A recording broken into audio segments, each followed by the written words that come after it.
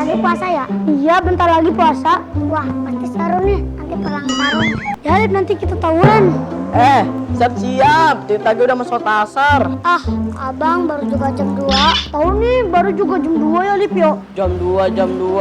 Buru, ayo siap-siap. Ah, ntar aja, nunggu ada ngajan. Sekarang, ayo siap-siap sholat. Yaudah, yuk. Buruan ya, tungguin ya.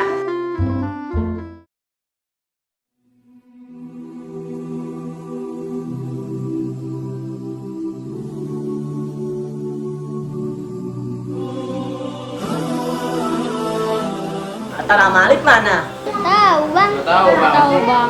Tahu, Bang. Saya tadi lihat Bang, di depan lagi pada main.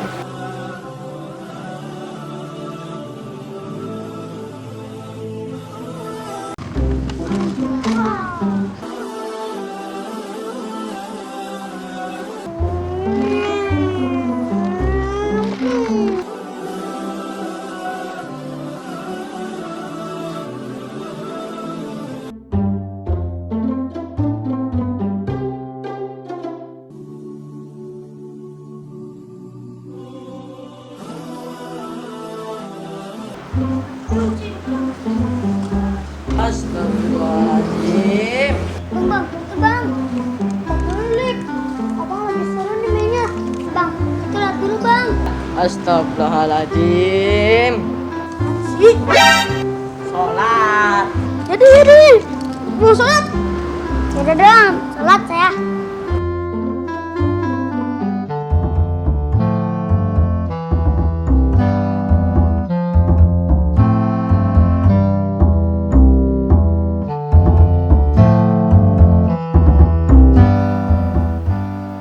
Ulangin tuh.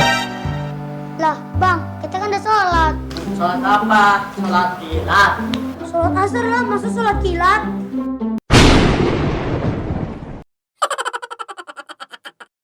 Sholatnya dan kayak gitu. Ntar nggak sah kalau buru-buru. Tapi kan udah sholat, Bang. Iya, betul tuh, Bang. Nih, kalian berdua tuh harus tahu kalau sholat itu harus bener. Karena amalan yang pertama dihisab itu sholat. Ya, tapi kita udah bener. Kalau sholat kita benar, maka amalan kita benar. Kalau sholat kita nggak benar, maka amalan kita buruk. Terus sholat yang bener gimana, Bang? Nih, gini nih. Ya, pertama-tama niat dalam hati untuk sholat yang akan dilaksanakan. Lalu berdiri tegak menghadap kiblat, sebagaimana hadis riwayat Imam Bukhari dan Muslim. Muka menghadap ke tempat sujud, sebagaimana hadis yang diriwayatkan oleh Al-Baihaqi dan Al-Hakim. Jika menjadi imam atau sholat sendirian, maka harus meletakkan sutra atau pembatas di depan tempat sujud, sebagaimana hadis riwayat Al-Bukhari, Muslim, dan Huzaimah. Setelah itu melakukan takbiratul ihram dengan cara mengangkat kedua tangan sejajar dengan bahu, sebagaimana hadis riwayat Bukhari dan Nasai, atau sejajar telinga, sebagaimana hadis riwayat Bukhari, Nasai, dan Abu Daud, dengan jari-jari yang tidak digenggamkan, juga tidak direnggangkan, akan tetapi lurus ke atas, sebagaimana hadis riwayat Abu Daud dan Ibnu Huzaimah. Selanjutnya meletakkan tangan kanan di atas tangan kiri, sebagaimana hadis riwayat Muslim dan Abu Daud, atau menggenggam pergelangan tangan kiri. Hal ini didasari oleh hadis riwayat An-Nasai dan Ad-Daruqutni. Kedua tangan itu diletakkan di atas dada, seperti yang dinyatakan oleh sebuah hadis riwayat Ibnu Huzaimah, Abu Daud, dan Ahmad. Kemudian melakukan ruku yang didahului dengan takbir, seperti takbiratul ihram, sebagaimana hadis riwayat Al-Bukhari dan Muslim.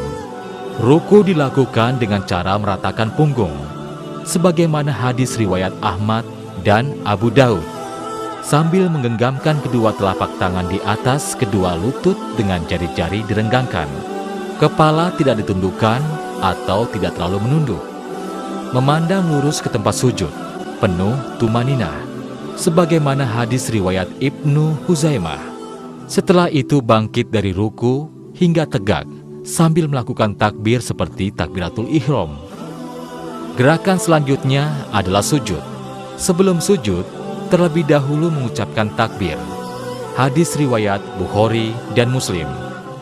Dalam hal ini, Rasulullah terkadang mengangkat tangan terlebih dahulu, sebagaimana riwayat Nasai dan Daruqutni, dan kadang-kadang mengucapkan takbir, langsung sujud tanpa mengangkat kedua tangan.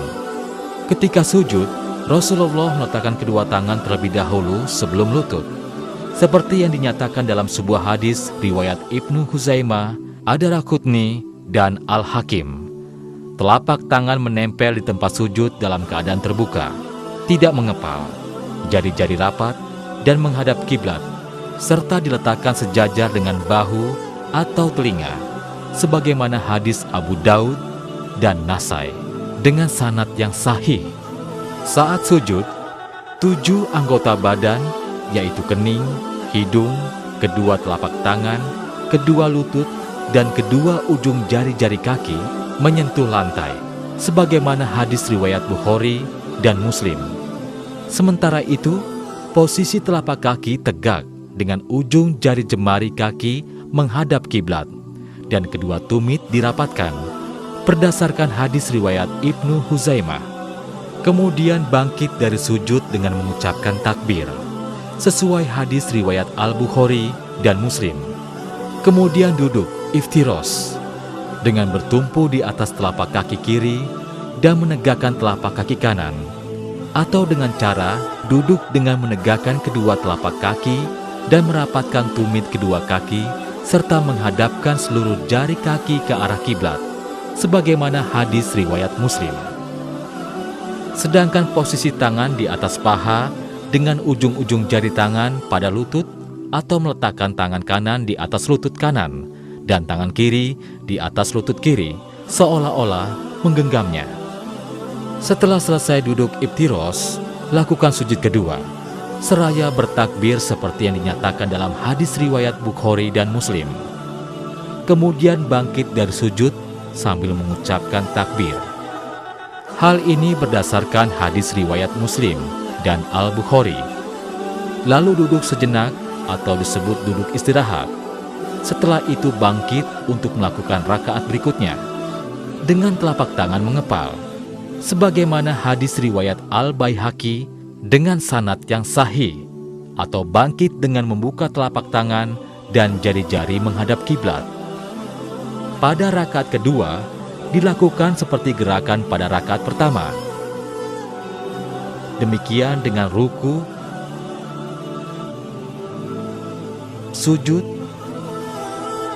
duduk iftiros, dan juga sujud kedua.